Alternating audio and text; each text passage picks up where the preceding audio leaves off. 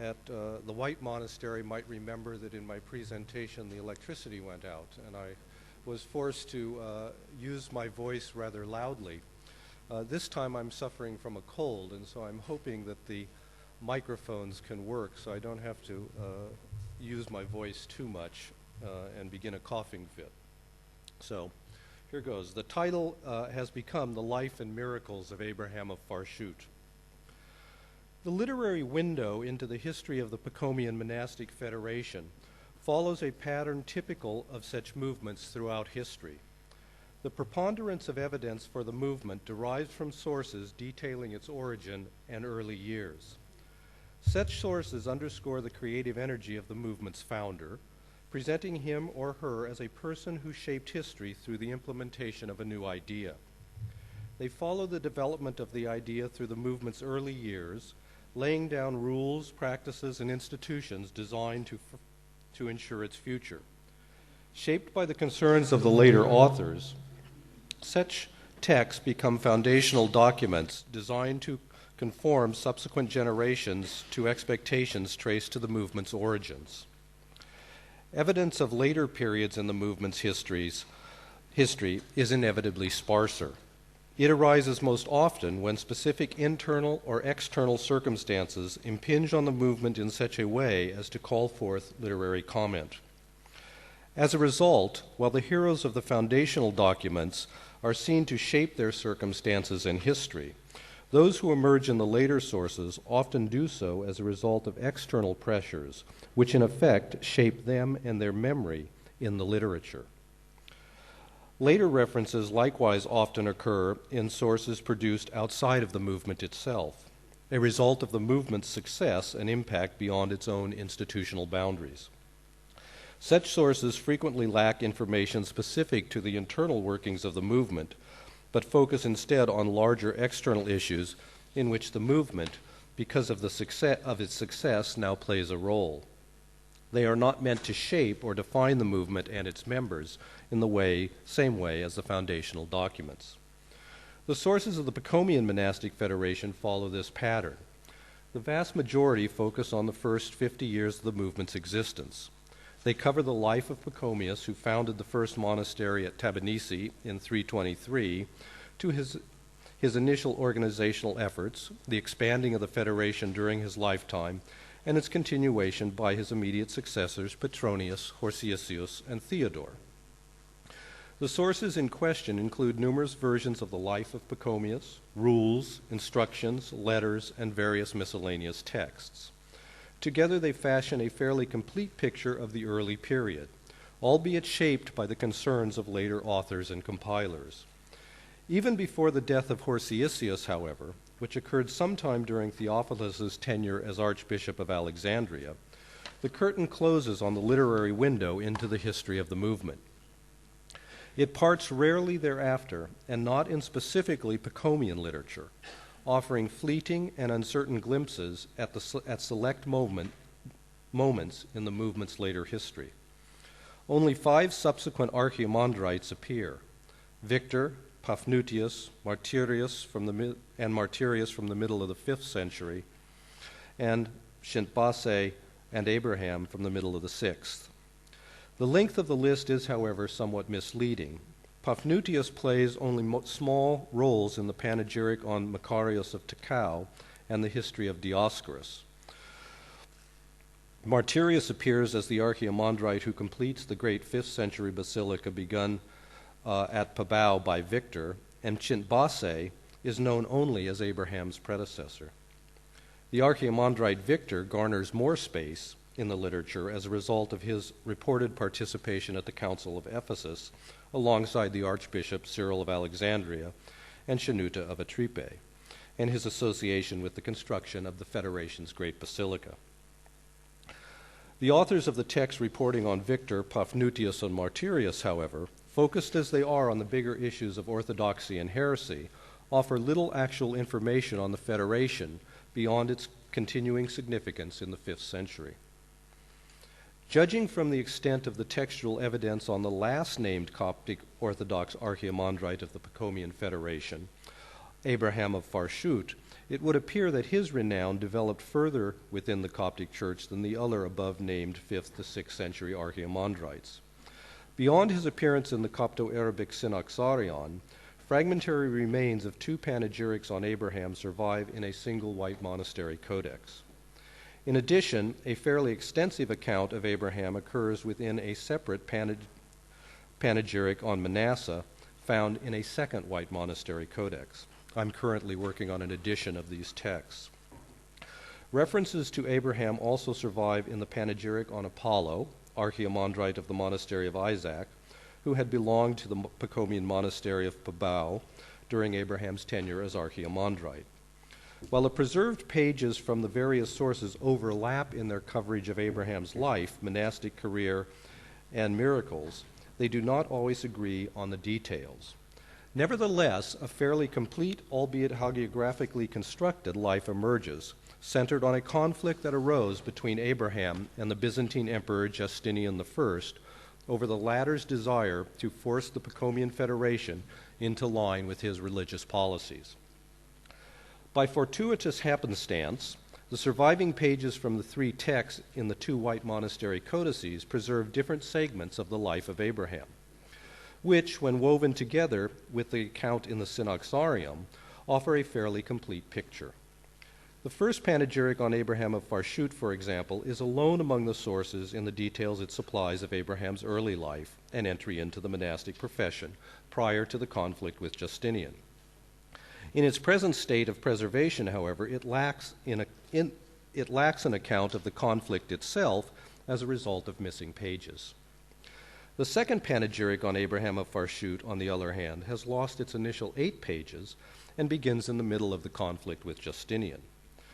The excerpt contained in the panegyric on Manasseh, while exceedingly important for its details on the conflict, offers little information outside of the conflict with Justinian, and the brief references in the panegyric on Apollo refer only to the conflict. The account in the Synaxarion, which appears to draw from the other sources for its summary, expends little space on Abraham's entry into the monastic life and conflict with Justinian, choosing instead to focus on Abraham's subsequent construction of a monastery at Farshout and a miracle story. So, drawing from and conflating the various sources, one can reconstruct Abraham's life as presented in the panegyrics in considerable detail, and that's what I want to do now for you. The author of the first panegyric, who claims to be a relative of about the same age as Abraham, offers the following information on Abraham's early years before the conflict with Justinian. His parents were people of note in the village of Teberchot in the Diospolat Nome, where he was apparently born. He progressed well with the help of God, and when he reached 12 years of age, his parents enrolled him in school under a devout teacher who instructed him in Scripture, we are told. The author of the first panegyric, who on a side note notes that he was not nearly as successful in school as Abraham, reports that after Abraham successfully completed his education, continued to advance in wisdom and years. After another 12 years, presumably at age 24, God called Abraham to withdraw from the world into the monastic life. His parents, however, died in the same year, leaving him alone with his sister.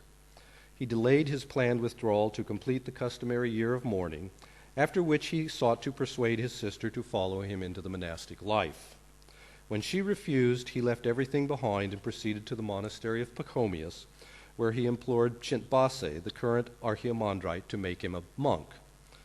Chintbase, recognizing the strength of his desire, received him into the monastery. There he studied the saints Appa Pachomius, Appa Horsiasius, and Appa Theodore, and, inspired by their example, undertook many difficult ascetic exercises. When the Archaeomandrite Chintbase died, Abraham was appointed in his place. The excerpt on Abraham contained in the panegyric on Manasseh reports that Abraham shepherded the community well, encouraging adherence to the rules of Pachomius. In the course of his tenure, however, a crisis emerged within the Federation over its position with respect to the ideological demands of the Council of Chalcedon. The first panegyric suggests that it began almost immediately, brought on, one might assume, by the presumed weakness of the Federation's centralized authority occasioned by Shinbase's death.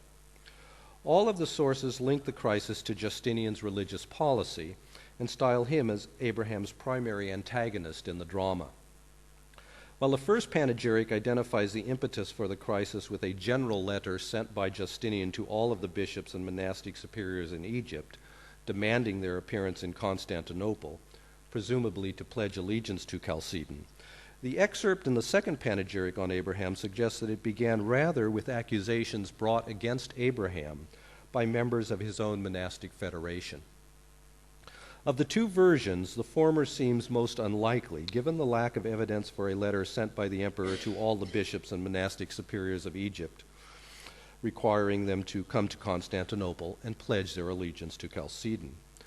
Moreover, had such a universal effort occurred, one would expect to see evidence of its impact on other communities in Egypt, such as, for example, Shenuta's White Monastery Federation, which remained unaffected.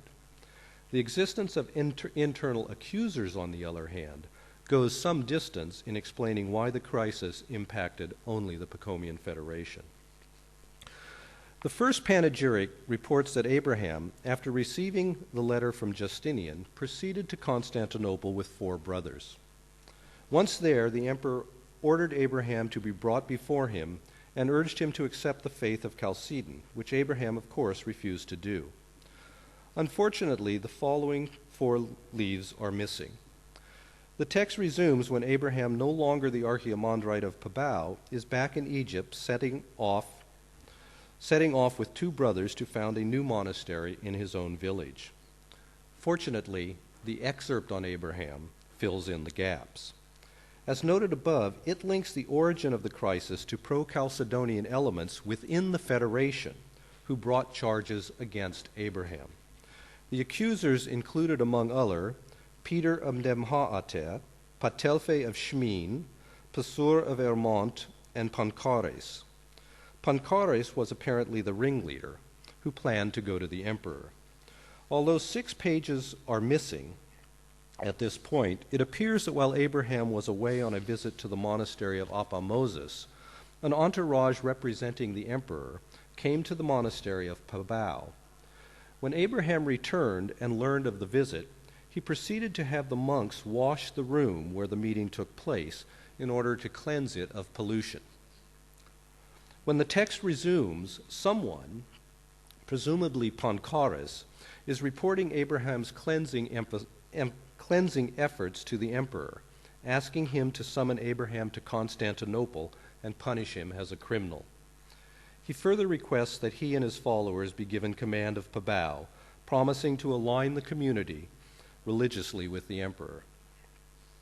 The emperor accedes to the request, sending a letter to the Duke of Antinoe, ordering him to arrest Abraham and send him by land to Constantinople. Upon receiving the letter, the Duke orders the soldiers to arrest Abraham and sends him by caravan to the imperial city. After a difficult journey of 2 months and 20 days, we are told, they arrived at Constantinople. As the text continues, Abraham is subsequently summoned to the court to appear before the emperor and answer questions. After one missing leaf, the excerpt reports that Justinian threatened to remove Abraham as archimandrite of the Pachomian Federation and replace him with members of the Federation loyal to the emperor. One assumes that the threat involved the demand recounted on the missing pages that Abraham accept the Council of Chalcedon. When Abraham refused, the emperor removed him as archimandrite. We are next told that when the Empress Theodora heard about what happened, she attempted to intercede with the emperor on Abraham's behalf, but was rebuffed. That night, the Empress sent for Abraham, who came to meet her. Unfortunately, the text once again breaks off at this point, though one imagines that the following 2 pages, missing pages, contained an account of her efforts to facilitate Abraham's return to Egypt, which survives in the second panegyric. The final page of the excerpt, a recto of a fragmentary leaf, mentions a letter by Abraham to the Federation in Egypt reporting his banishment, and after a missing half column, the grief of those present when Panchares entered the monastery, presumably as the new pro-Chalcedonian Archaeomandrite. There is no mention of Abraham's return to Egypt on the surviving pages of the excerpt. The second account of these events in the second panegyric seems in some ways more complex and yet less complete. While it clearly follows the same storyline, missing leaves occasionally interrupt the flow of events. More named players appear, including Peter, the imperial secretary, referendarios, Narses, the grand chamberlain, praepositos, and Theodosius, the exiled anti-Chalcedonian archbishop.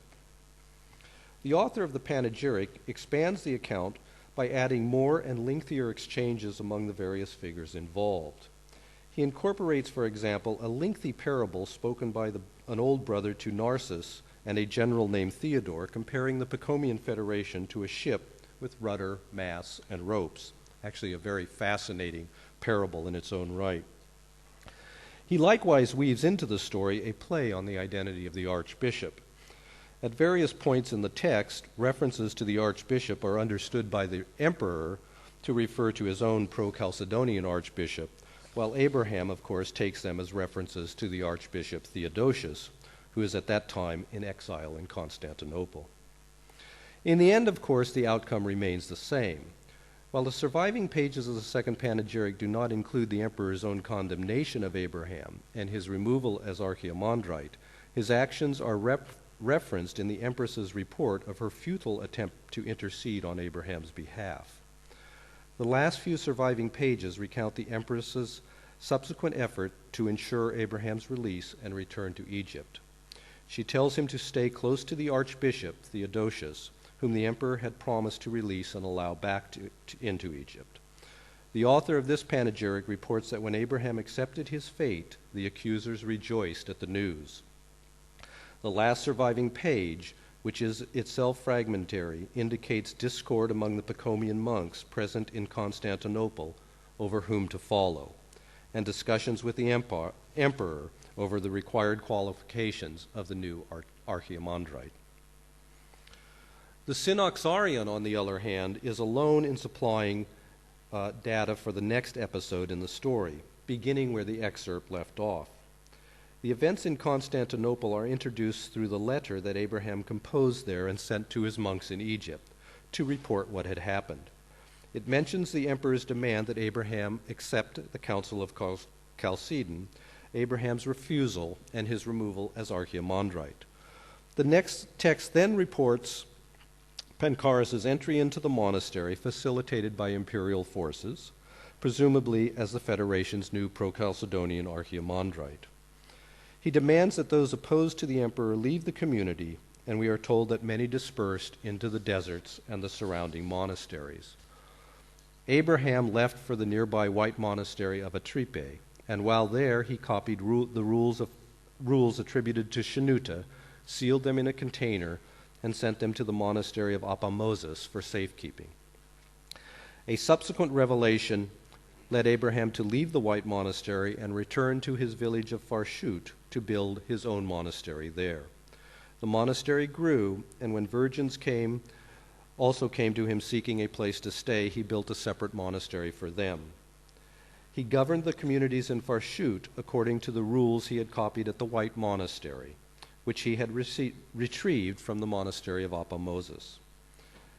We are told that a further revelation led to Abraham's ordination as a priest, and after an extended miracle story, the Synaxarion reports that Abraham increased in his devotions, traveled frequently, and struggled day and night with the flesh. He died in old age in his monastery in Farshout. End of the story.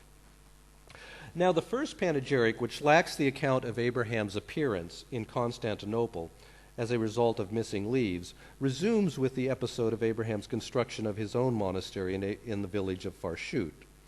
It reports that after Abraham had received the papyri from him, perhaps the rules that he had left at the monastery of Apamoses, he went with two brothers to the monastery, to the mountain of Farshout, and built a small dwelling there, where they practiced the ascetic life together. When the number of monks grew, he built a larger monastery at the foot of the mountain. After numerous missing pages, the text picks up with Abraham involved at the start of a new building project, probably within the monastery, though we are not told specifically what the project was. On June 25th, the first Abib, during a private prayer vigil in the middle of the night, Pachomius, Petronius, and Shenouda appeared to Abraham and informed him that he would die in 6 months before the completion of the building. They instructed him to encourage his monks to keep the commandments and identified Theophilus as the one who would succeed him as head of the community. Abraham subsequently fell ill but continued in his ascetic practices. He celebrated the Eucharist on the Feast of Nativity, his weakened body held up by his disciples, Theophilus and John, after which he entered the infirmary. He did not leave his bed again until his death, which the Synaxarium reports as occurring on 24 Tubah, January 19th. Now, in addition to the events outlined above, the traditions that developed around Abraham of Farshout included numerous miracle stories. Only the Synaxarion and the First Panegyric currently preserve such stories. One would not expect them in the excerpt, since it exists as an excerpt or digression in the Panegyric on Manasseh, in which Manasseh would be the one doing the miracles. One suspects that miracle stories probably did exist in the second panegyric on Abraham of Farshout, but in its current fragmentary state, none survive.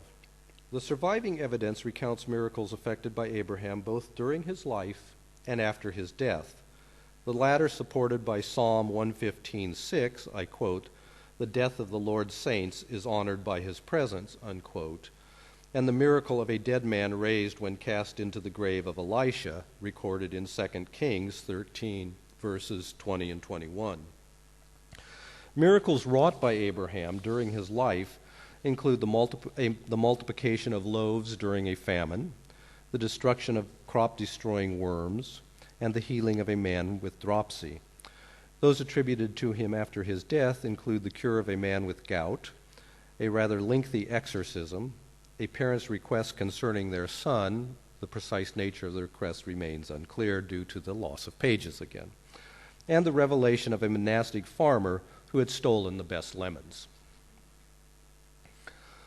Indicative of the fluidity of the tradition, one miracle story, the revelation of the deceit of a local man and his wife who hid their own bread during a famine while partaking of the monastery's stores, occurs in the Synaxarium during Abraham's life and in the first panegyric after his death.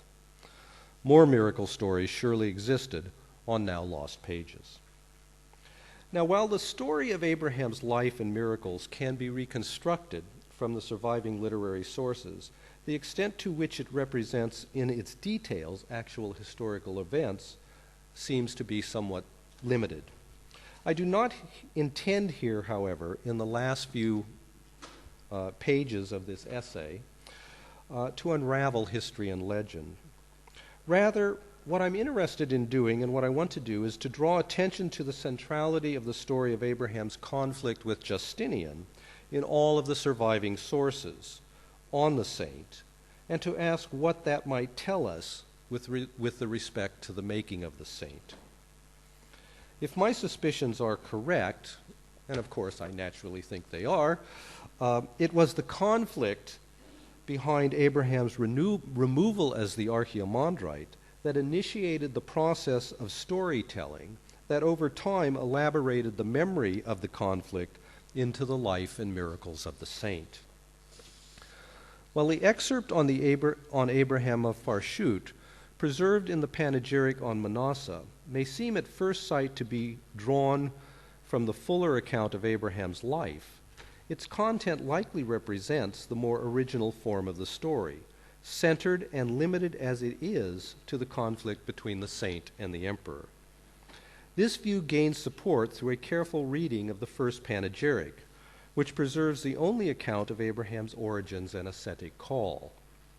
It is striking that following this section, this sort of introductory section of Abraham's origins, his beginnings, and his ascetic call, after this section, when the author turns to the conflict with Justinian, he appears to introduce Abraham as a new character. After reporting the death of the archaemondrite Pchintbasa, he writes, I quote, "And they appointed another to his, Pchintbasa's place, whose name was Appa Abraham.